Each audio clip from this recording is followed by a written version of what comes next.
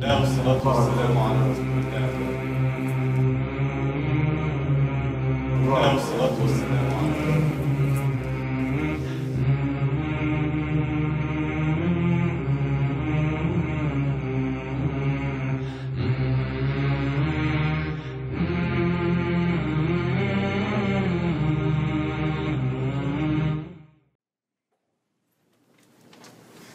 الحمد لله حمدا كثيرا طيبا مباركا فيه، وصل اللهم على نبينا محمد وعلى آله وصحبه وسلم تسليما كثيرا، وبعد.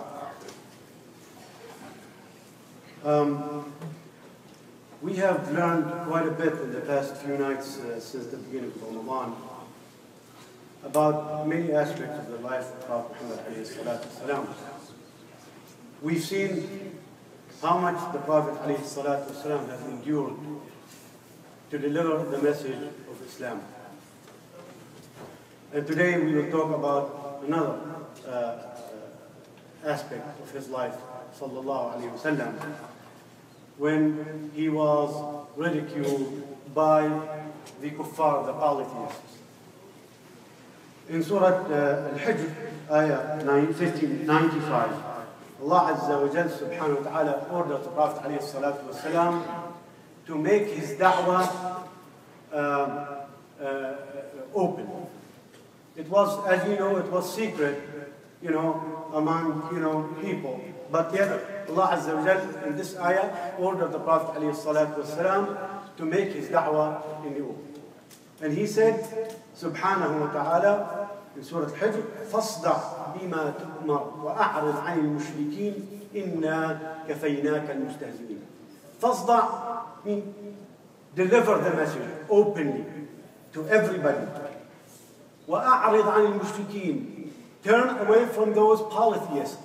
إِنَّا كَفَيْنَاكَ الْمُسْتَهْزِئِينَ, we surely have sufficed you, those who made you the subject of ridicule.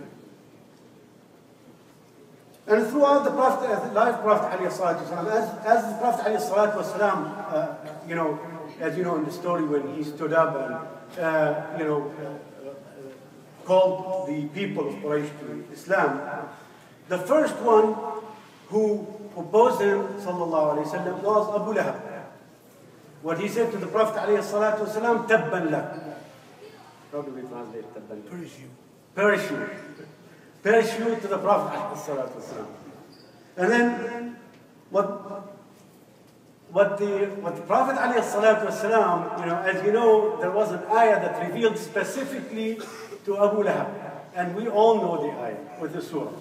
And the surah said, تبت يدا أبي لهب وتب ما أغنى عنه ماله وما كسب سيصلى نارا ذات لهب وامرأته حمالة الحطب في جيدها حبل من مسد.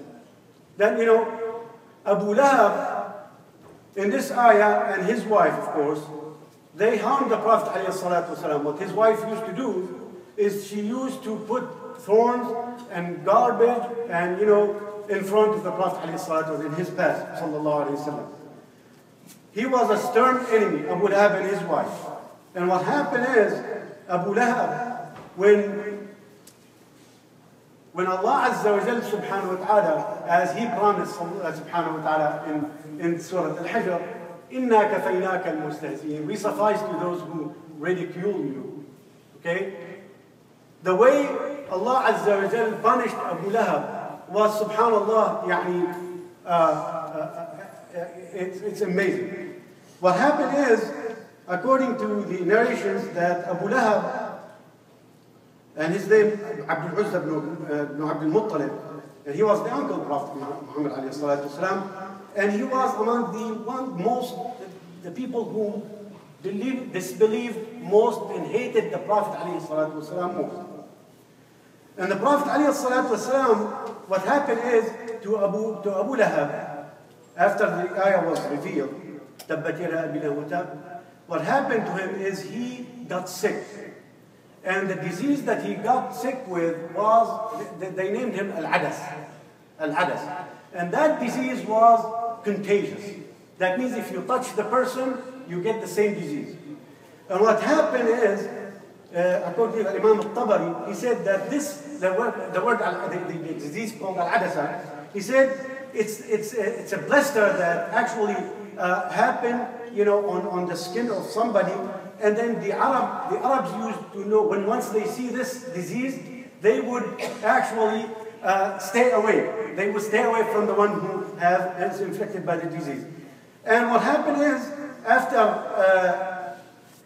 Abu Lahab died, of course, because of this disease, and then for 3 days, nobody would even dare to even touch Abu Lahab and bury him, even his own kids.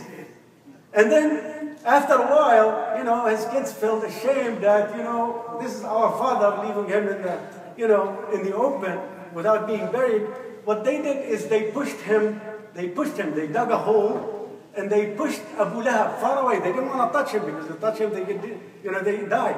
So they pushed him, you know, away from, with a piece of log into the hole, and they threw stones, you know, to cover his grave and then bury him. Subhanallah. This is the promise of Allah Azza wa Jalla subhanahu wa ta'ala for those who ridicule the Prophet alayhi salatu wasalam. And not just that, Allah Azza wa Jalla subhanahu wa ta'ala, whomever ridiculed the message of Prophet Muhammad alayhi salatu wasalam, it's actually a ridicule to the Prophet alayhi salatu wasalam himself, who ridiculed his companions, sallallahu alayhi wasallam, also is considered as a ridicule to the Prophet, to the personality of Prophet Muhammad alayhi salatu wasalam, and those also would be punished in the same way. Other people, as we know, is Uqba ibn Mu'ayyid. Uqba ibn Mu'ayyid is very famous. Uqba ibn Mu'ayyid used to hate the Prophet alayhi salatu wasalam, and whenever the Prophet alayhi salatu wasalam would pray, would put the Sal al-Jazur, you know, the stomach of the camel, would open it, and whatever guts in it would pour it on the Prophet alayhi salatu wassalam.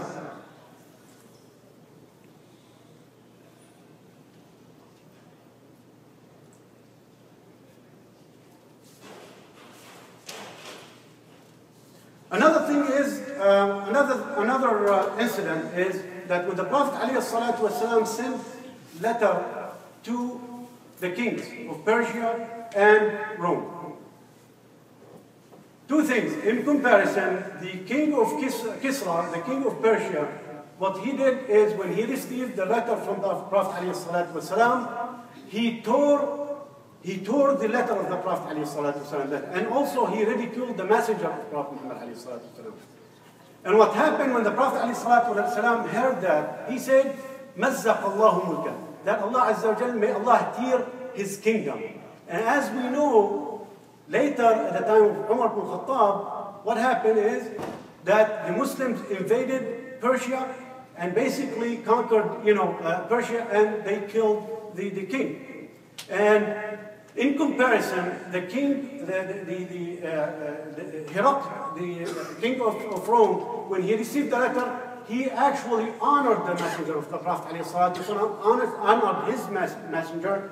What happened, Allah, he made dua for it, that Allah keep his kingdom. And as we know, according to Ibn Kathir, according to Imam Ibn Taymiyyah, that because of that the kingdom of Herakl and the Romans and so on lived for a long time. It lasted for a long time, as a comparison to what Kisra has done. Now, the lesson for us from this is we need to listen to the ayah in Surah Al-Fatih, which says, Allah Azza wa Jalla subhanahu wa ta'ala, إِنَّا أَرْسَلْنَاكَ شَاهِدًا وَمُبَشِّرًا وَنَذِيرًا لِتُؤْمِنُوا بِاللَّهِ وَرَسُولِهِ وَتُعَذِّرُوهُ وَتُوَقِّرُوهُ وَتُسَبِّحُوهُ بُكْرَةً وَأَصِيلًا. إِنَّا أَرْسَلْنَاكَ, we have sent you as a witness, as a warner, as somebody who gives warning. And so you can believe in Allah Azza wa Jalla subhanahu wa ta'ala and His Prophet, and to give him support, تعزروه, to give him support, to respect him, توقروه, from waqar, وتسبحوه, and then to praise Allah Azza wa Jalla subhanahu wa ta'ala in the morning and in the evening. So inshallah, for those of us, when we hear those people who burn Al-Quran, like this priest in Florida, just wait, akhi. Just wait. The wrath of Allah Azza wa Jal descend, inshallah, will descend upon the head of this priest unless he repent and become a Muslim and believe in Allah Azza wa Ta'ala. And inshallah, for those who ridicule the Prophet ﷺ in Europe, the same thing inshallah. The wrath of Allah Azza wa Jal, the punishment of Allah Azza wa Jal, as He promised subhanahu wa ta'ala in His book, Inna kafaynaka al-mustahzeen, we suffice you, those who ridicule you. Inshallah, we will see it in our own eyes, how Allah Azza wa Jal sent His wrath upon them. أقول قولي هذا وأستغفر الله لي ولكم. On to the quiz. It's the last one. Quiz number 21. A verse in the Quran states, then we have sent you, O Muhammad. We have sent you or sent you? Sent you. Sent. We have. Okay. We have sent you, O Muhammad, on a clear road of our commandment. So follow it and don't follow the passions of those who have no knowledge. They will avail you nothing against Allah. The unjust are protectors of one another, and Allah is the protector of Allah fearing servants. Please mention the name of surah, chapter, and numbers.